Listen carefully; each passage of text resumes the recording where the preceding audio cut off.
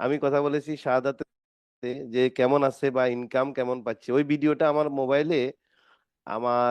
মোবাইলে বা কম্পিউটারে এখনো রেকর্ড আছে। এই যে দেখতে পাচ্ছেন, এটা এটা হলো, আমি রেকর্ডটা আমাদের আজকে দর্শকদের উদ্দেশ্যে একটু শোনাবো। তারপরে আপনাদের কাছে আপনি মামুন সাথে থাকেন, হ্যাঁ? সাউন্ডটা ক্লিয়ার জি। আছে কিনা দর্শকেরা একটু জানাবেন লাইভে। যিনি দুবাই প্রবাসী মারা গিয়েছে 2020 সালে। হ্যাঁ, আমি এখন তাকে কল দিচ্ছি, ওনার ওয়াইফে ওনারা কেমন আছে আজকে 2.5-3 বছর আগে মারা যাওয়ার পরও একটু খোঁজ খবর নিয়ে। সাউন্ড ঠিক আছে কিনা একটু জানাইয়েন দর্শক যারা লাইভে আছে। আসসালামু আলাইকুম। সাদত ভাইয়ের ওয়াইফ বলছেন? হ্যালো, আসসালামু আলাইকুম। ওয়ালাইকুম জি। সালাম। সাদত ভাইয়ের ওয়াইফ বলছেন? জি। আমি শাহজাহান ডিএক্সএন এর একজন ক্রাউন ডায়মন্ড। তো আমিও দুবাই ছিলাম। শাহাদাত খুবই কাছের একজন ভালো মানুষ ছিল। তো উনি 2020 সালে করোনায় মারা গিয়েছে মে মাসে। তো আমরা অনেকেই এখনো দোয়া করি। ওনার ইউটিউবে অনেক ভিডিও আছে।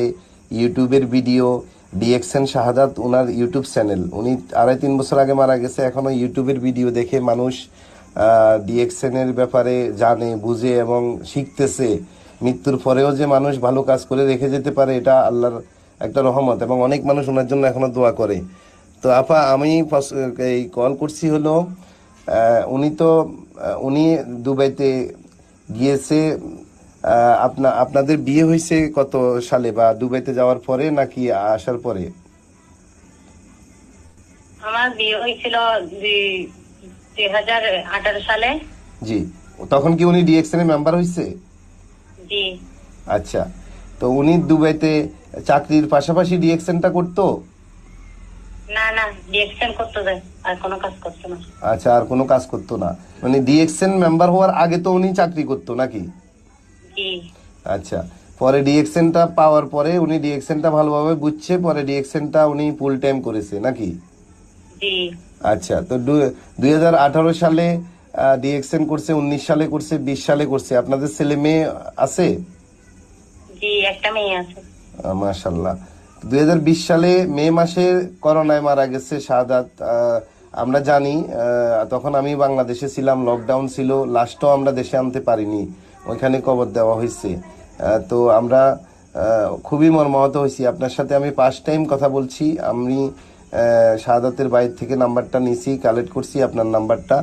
তো শাহাদাতের ভাই এখনো দুবাইতে আছে। যাই হোক, তো আপা, এই 2-2.5 বছর, প্রায় 3 বছরের কাছাকাছি, প্রতি মাসে আপনার আপনার হাজবেন্ডের ইনকামটা কি আপনি পাচ্ছেন বাংলাদেশে বসে?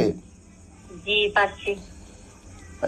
কোনো ডিএক্সএন করতে কি কোনো টাকা পয়সা, আপনি যে এখন ইনকাম পাচ্ছেন 3 বছর যাবত, মানে আপনার কি টাকা পয়সা খরচ হইতেছে বা ইনভেস্ট করতেছেন বা কিছু করছেন? না। আচ্ছা। আপনাদের বাড়ি কোথায় আপা? আমাদের বাড়ি লোহাগাড়া, আমিরাবাদ। চট্টগ্রাম সাতকানিয়া লোহাগাড়া না? চট্টগ্রাম। জি। আচ্ছা, লোহাগাড়া আমিরাবাদ। আচ্ছা আপা, তাহলে প্রতি মাসে টাকাটা কি বাংলাদেশ থেকে পান না দুবাই অফিস থেকে আসে? দুবাই অফিস থেকে আসে। তাইলে একটা মানুষ মৃত্যুর পরেও যে রেমিটেন্স আসে, মানে রেমিটেন্স প্রবাসীর আয় আয় আছে, এই যে ডিএক্সএন, এটা শাহাদাত ভাই মারা যাওয়ার পরে এটা প্রমাণ।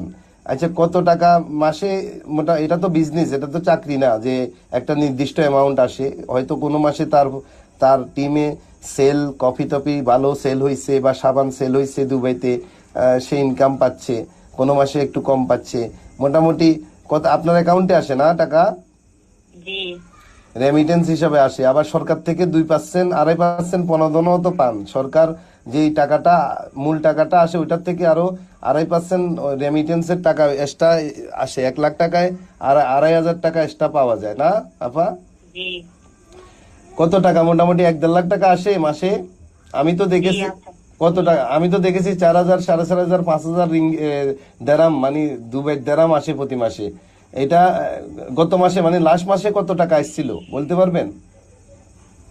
1,17,000। 1,17,000 এই যেটা লাস্ট মান্থে আসছে। আর এর আগের মাসে আপা? এই তো 1,15,16 এরকম হবে। প্রতি মাসে মানে এরকমই হয় না, 1,17, 18, 20, 22 এরকম নাকি? জি। তো যাই হোক, আমি এখানে আরো 3-4 জন লিডার আমাদের মারা গেছে। একজন মালয়েশিয়া প্রবাসী জাহিদ, তার ওয়াইফের সাথেও আমার কনভারসেশন আছে, এটা 6 মিনিটের ভিডিও অডিও। আরেকজন ফজলেল্লাহি ভাই কুমিল্লা, সৌদি আরব প্রবাসী, ওনার ওনার সেলের কনভারসেশন আছে, উনি মারা গেছে 2022-এ। এটা সময় নাই। যাই হোক, আমি যেহেতু আজকে শাহাদাতের 2জন বিজনেস পার্টনারকে নিয়ে আসছি আপনাদের সাথে, এই জন্য আমি শাহাদাতের ওয়াইফের ভয়েসটা আমি শোনালাম আমাদের সম্মানিত দর্শকদের উদ্দেশ্যে, এবং আমি এই ভয়েসটা শোনাবো। রেকর্ডিং করার সময় অনুমতি নিয়েছিলাম আমার সম্মানিত, আমি শ্রদ্ধা রেখেই বলছি, আমাদের শাহাদাতের ওয়াইফের কাছ থেকে অনুমতি নিয়েই আমি এই ভয়েসটা রেকর্ড করে রাখছি।